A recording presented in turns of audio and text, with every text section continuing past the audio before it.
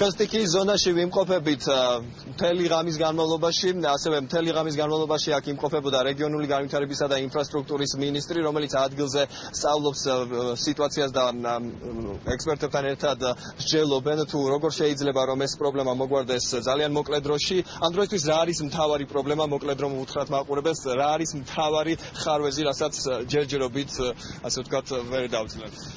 დილის 4 საათზე დაიწყო სამუშაოები, ტექნიკა იყო მობილიზებული ადგილზე, მოვაწყეთ დამბა, რომელსაც უნდა დაეცვა თერგის კალაპოტი და დაებრუნებინა თავისუფალ კალაპოტში.